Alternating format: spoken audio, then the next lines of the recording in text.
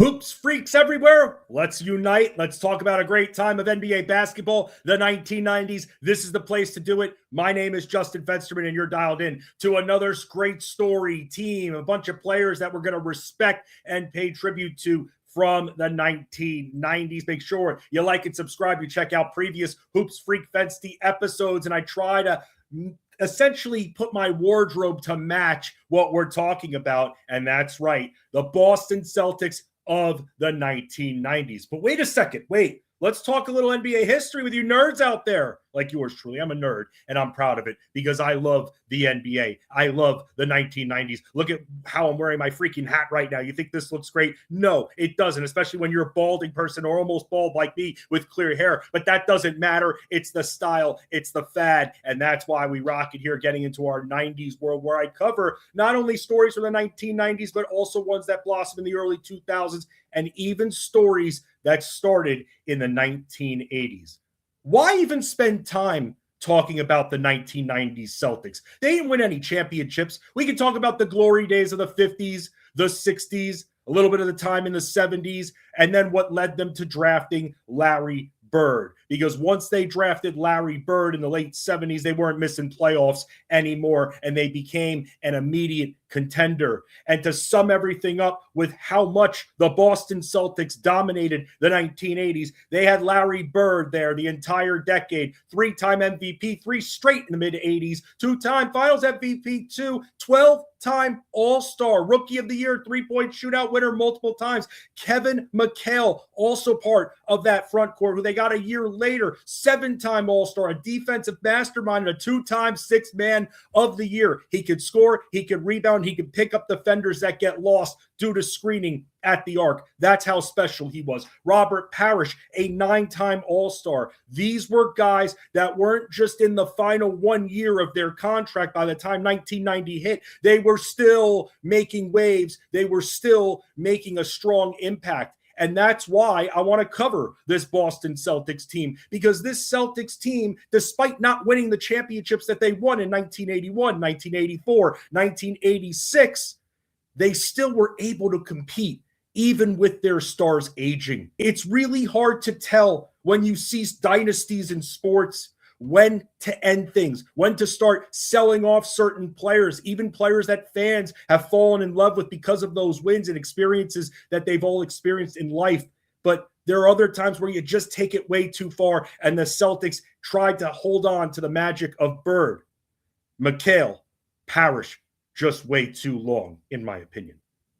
Things started to turn for Boston in the mid-80s. This was coming off of maybe the greatest Celtics team of all time, or at least the 1980s, when they won the 1986 NBA championship. Because shortly after that, they end up with the second overall pick via a trade that was made a couple of years ago involving Gerald Henderson.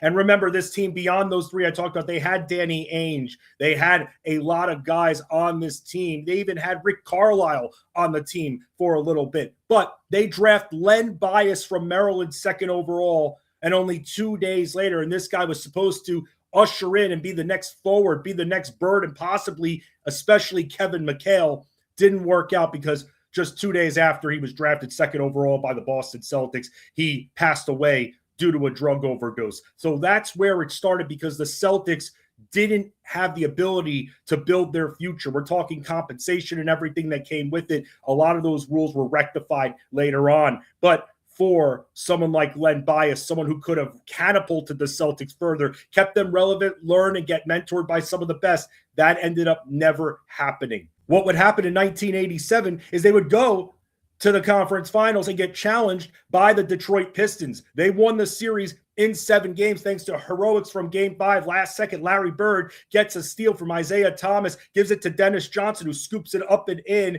and it went nuts in the Boston Garden, one of the most loyal fan bases and toughest places to play in the history of sports, that Boston Garden. What ends up happening then? Couple games later, they win the series. They go on to the finals, and their final head-to-head against the Los Angeles Lakers. The Lakers end up defeating the Boston Celtics. The following year, they draft Reggie Lewis out of Northeastern, another forward with a lot of promise and good scoring prowess here. to lead them into the future. However, the Celtics started getting challenged a little bit more. For instance, in 1988, they got dethroned in the Eastern Conference as kings by the Detroit Pistons, by the bad boys. They walk off the court, disrespect style towards the end of the series. The Pistons go on to the finals. They would end up losing to the Pistons again the following year, where Larry Bird only played 6 games because besides the back problems that he started facing in the mid-'80s, he also had bone spurs in his heels, and both of them had to get surgery, and that ended up ending his campaign because of that. And you saw just how ineffective the Celtics were with Bird off the court versus on the court. And it just showed that Larry Bird in subsequent years was playing through a hell of a lot of pain. He thought about retiring after the 1989 season. Pistons sweep the Celtics out of the playoffs, but instead he continued on, and that's where the story really begins right here, because beyond Reggie Lewis, they draft Brian Shaw, end up trading Danny Ainge away. So now he's out of the picture too, taking some offense and defense away from the team. And here we are now in 1989, 1990 for the turn of the decade.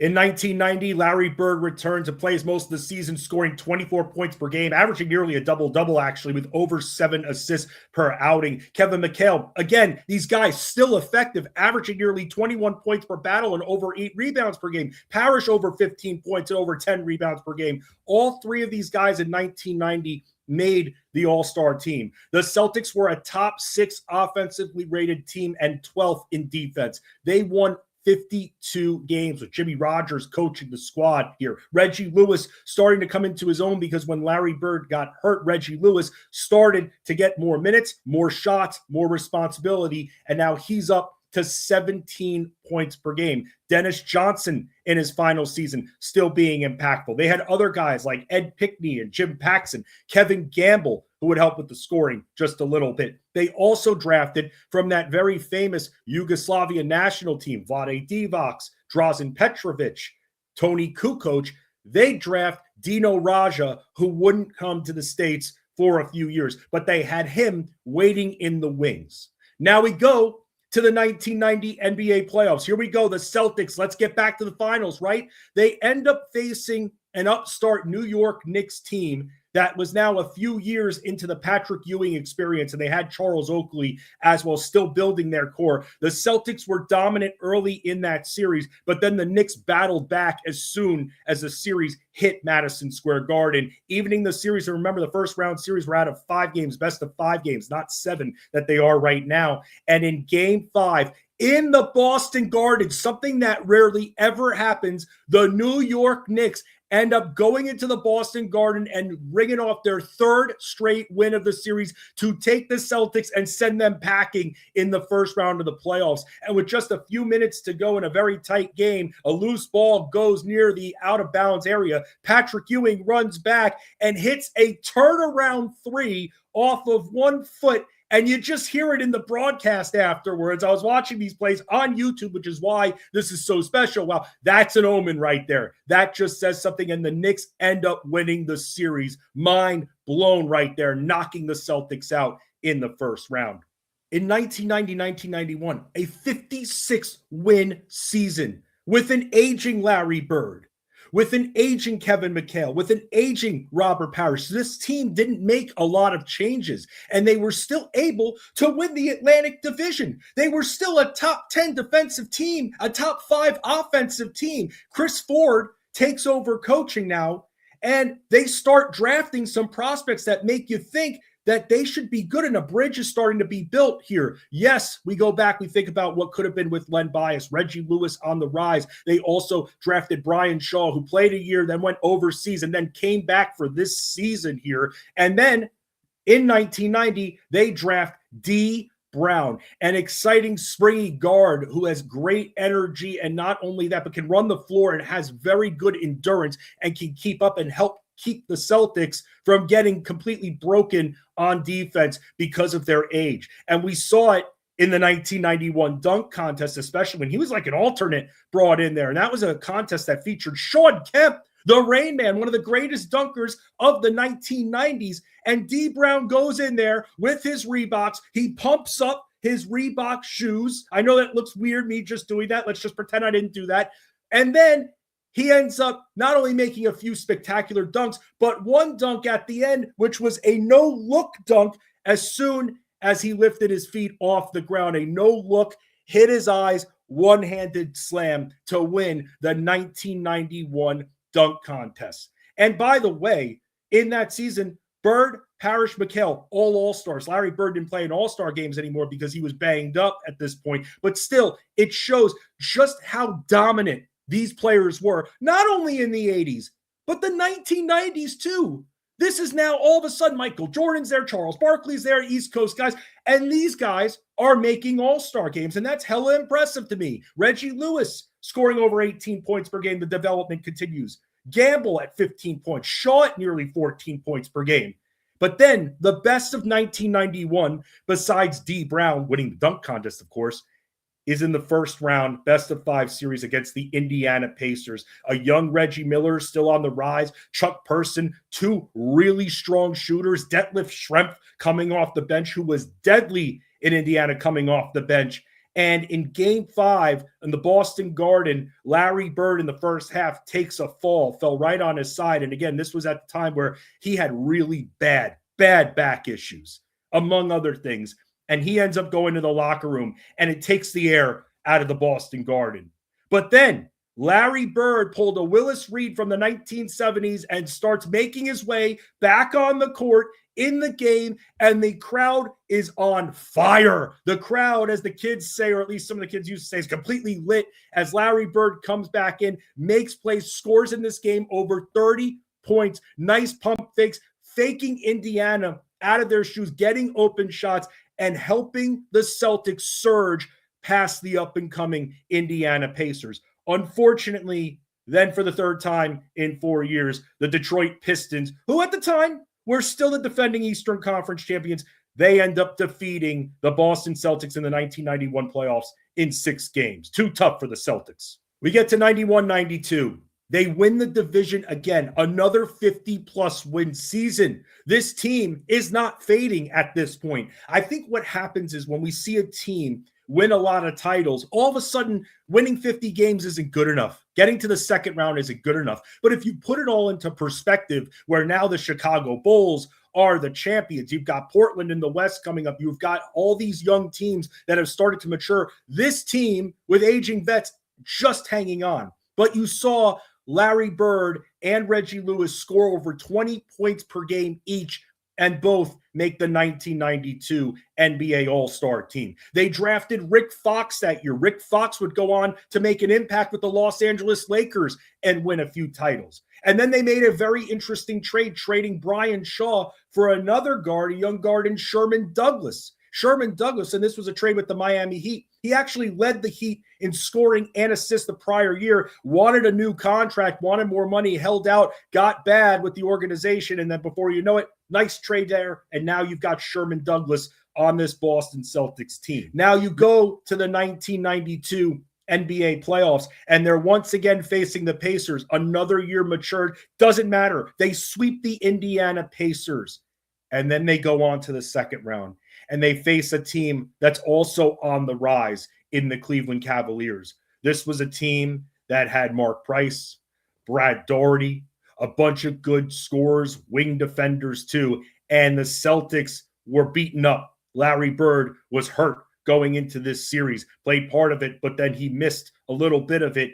And unfortunately, Boston ends up losing to Cleveland in 7 games. A very awesome physical series, but too tough for Boston to be able to contend with. And Larry Bird's career ends in 1992 with a second-round loss to the Cleveland Cavaliers.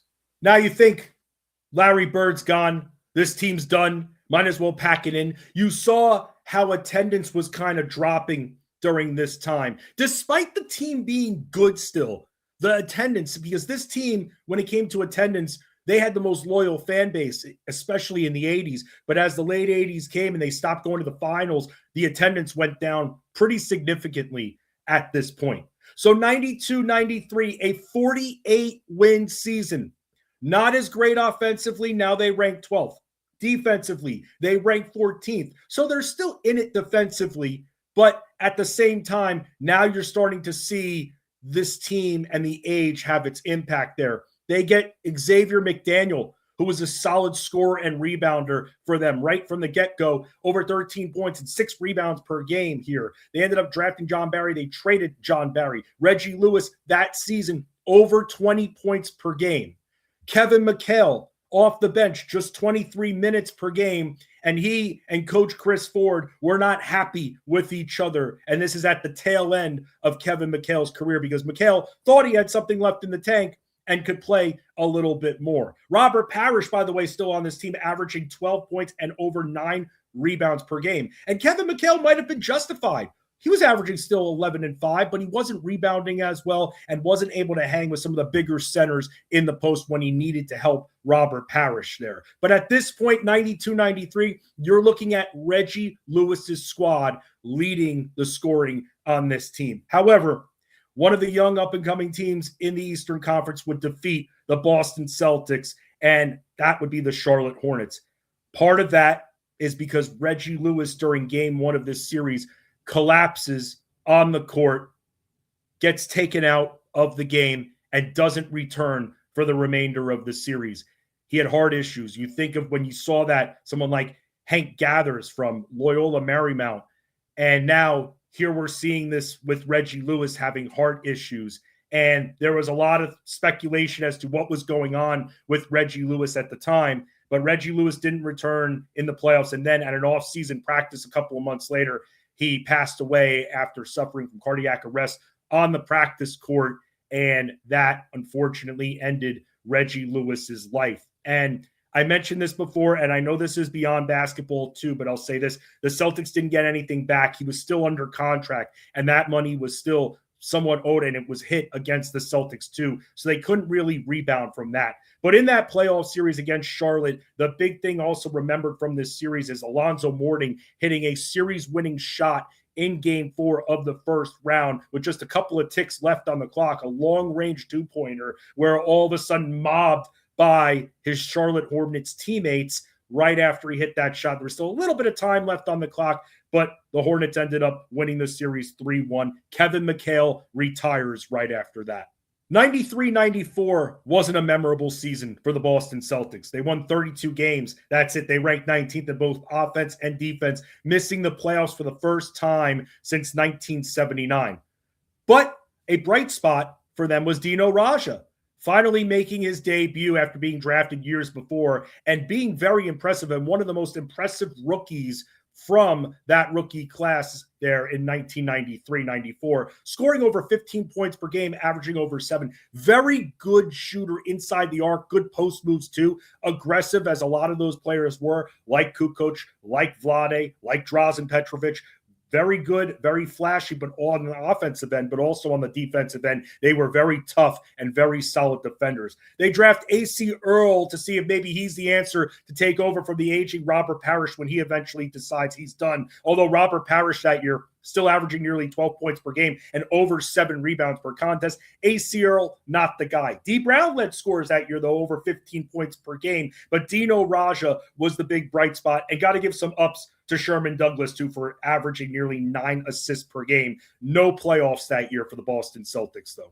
1994-1995, which would be the final season in the old Boston Garden before they moved the Celtics to the Fleet Center at that point. And during that run now, they got a little bit better on the offensive end, but they were still suffering on the defensive side of it. They draft another center here, 9th overall, Eric Montross out of University of North Carolina. So he's a Tar Heel there. Now he's a member of the Boston Celtics. And here's another thing too. Robert Parrish is now gone from the Boston Celtics. He ends up signing with the Charlotte Hornets. Just a couple of years after being sent home packing in the playoffs by the Hornets, he ends up going to the Charlotte Hornets, ending that Big Three's time in Boston, 1994 at that point. But they get Montross, who averaged 10 and 7, which was pretty respectable. They also had Dino Raja scoring over 17 points per game and grabbing over 8 rebounds per game. But maybe the biggest story of 94-95 is that they signed Dominique Wilkins.